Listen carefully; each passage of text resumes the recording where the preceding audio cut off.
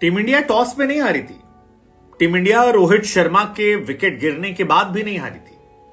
Team India Virat Kohli की गिल्लियां उड़ जाने के बाद भी मैच नहीं हारी थी। टीम इंडिया सूर्य कुमार यादव, श्रेयस अय्यर या रविंद्र जडेजा के फ्लॉप होने पर नहीं हारी।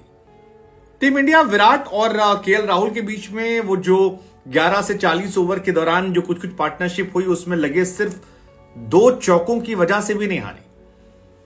टीम इंडिया इसलिए भी नहीं हारी क्योंकि 7 विकेट आखिर तक रह गए थे और 6 विकेट से ऑस्ट्रेलिया की जीत हुई। टीम इंडिया इसलिए नहीं हारी क्योंकि ट्रेविस हेड ने शतक लगाया। टीम इंडिया इसलिए भी नहीं हारी क्योंकि लाबुशेन टिके रहे, या इसलिए नहीं हारी क्योंकि जो स्पिन गेंदबाज थे वो विकेट नहीं ले पाए। ड्यू आ गई, सिराज की गेंदें इंपैक्ट नहीं डाल रही थी, कुलदीप जडेजा उतना असर नहीं दिखा पाए। टीम इंडिया ना मैच के पहले ही हार गई थी, वो पनौती वाले अंपायर की वजह से। हां, और सिंगल पनौती नहीं थी, डबल पनौती। पहली पनौती रिचर्ड कैटलबोरो, वो अंपायर जिसने 2014 से जब से अंपायरिंग शुरू की है इंडिया ने एक मैच भी नहीं जीता है। जिस मैच में बंदा खड़ा हुआ नॉकआउट मैचेस में हम बाहर हो गए। और जब ये जोड़ी डेडली आती है इंग्लिशवर्थ के साथ, रिचर्ड इंग्लिशवर्थ, तब हारना पक्का होता है। धोनी का आखिरी मैच भी इसी में हुआ था, वनडे का। और यही वजह है कि जब रिचर्ड को अंपायरिंग देने की बात आई तो लोग बहुत बहुत खफा हो गए थे कि यार क्या तरीका है। सेमीफाइनल में क्योंकि रिचर्ड बाबू हमारे साथ नहीं थे, रिचर्ड को भेज दिया गया था ऑस्ट्रेलिया साउथ अफ्रीका के मैच में, तो अपनी पनौती को वहां लेकर चले गए थे। लेकिन उनकी पनौती उनके साथ लौटी जब वो India versus Australia final match में अंपायरिंग करने आए। और वहीं से लोगों को लगना शुरू हुआ कि यार मामला जो है बड़ा मुश्किल हो जाएगा, और वो मुश्किलात देखने को मिली। रिचर्ड और इंडिया का रिश्ता जो है वो 2013 में इंडिया ने चैंपियंस ट्रॉफी जब जीती थी उसके बाद से शुरू हुआ था। फाइनल मुकाबला था और इयान काउल के साथ वो अंपायरिंग करने पहली बार पहुंचे थे, और इंडिया उस मैच में श्रीलंका से हार जाती है, उस श्रीलंका से जिसे हमने 2011 में बढ़िया से हरा के भेजा था। सो वो पहला मौका होता है जब ये पनौती हमारे पास आती है। इसके बाद इंडिया और ऑस्ट्रेलिया का मैच होता है, और रिचर्ड की एक और खास बात है कि वो ऑस्ट्रेलिया के लिए बहुत लकी साबित होते हैं। इंडिया के लिए जितने वो मनहूस हैं उतने ही ऑस्ट्रेलिया के लिए वो लकी हैं।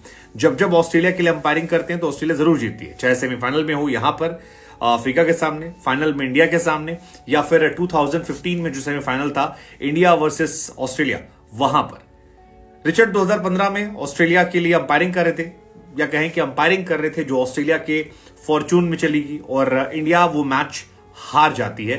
बहुत बहुत बहुत इंडिया वाले तब भी निराश हुए थे। ऑस्ट्रेलिया हार गई थी, ऑस्ट्रेलिया जीत गई थी, इंडिया वर्ल्ड कप जीत सकती थी। लेकिन वहीं से धोनी, विराट और रोहित, अब तीनों के करियर को खाने में इस आदमी का बहुत बड़ा रोल है। मतलब महेंद्र सिंह धोनी का last ODI world cup as a captain Richard की अंपायरिंग में रहा, जब 2015 में सेमीफाइनल मुकाबला था।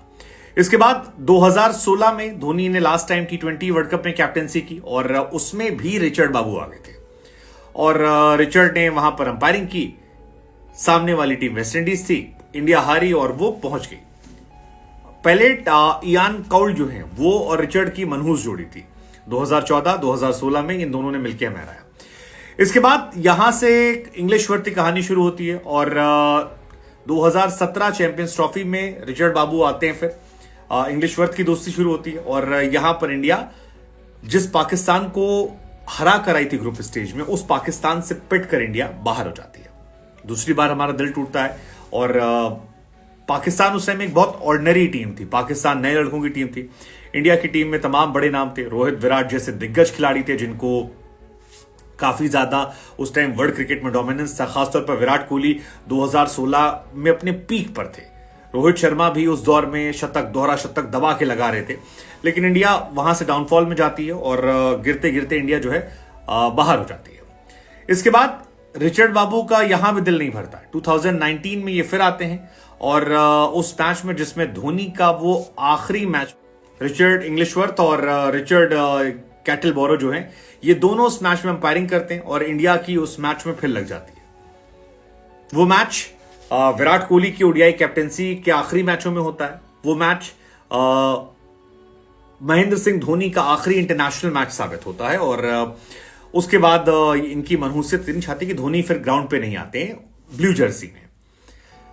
हालांकि विराट कोहली के लिए इन्होंने एक मैच में काम कर दिया था, वो स्माइल देके जो 100 करवा दिया था। लेकिन नॉकआउट मैचेस में ये बहुत बड़े अपशगुन है, इतने बड़े अपशगुन है कि जैसे ही इनका नाम निकल कर आया था इंडिया की हालत खराब हो गई थी, लोग बनाना शुरू कर देते यार। और हमने सुबह भी इनफैक्ट कहा था, आपको याद होगा जब पिछले वीडियो देते, कि भाई इनके खाने में जमाल गोटा मिला दो, ये बंदा रहेगा तो फिर इंडिया को खा लेगा।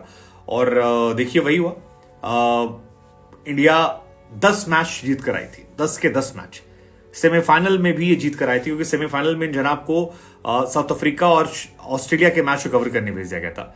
लेकिन जैसे ही जनाब की मनहूसियत का साया इधर आता है, वो रोहित शर्मा जो व्हाइट बॉल क्रिकेट में कभी नहीं हारे थे, कभी भी रोहित शर्मा ने व्हाइट बॉल क्रिकेट में कोई भी फाइनल मैच हारा है, कभी भी नहीं। उनकी किस्मत इतनी मेहरबान थी, वो रोहित शर्मा इतिहास में पहली बार हार जाते हैं, क्योंकि रोहित की किस्मत का जादू जो है रिचर्ड की मनहूसियत के सामने फीका पड़ जाता है और इंडिया एक बार फिर से 2003 की तरह खेलकर हार जाती है।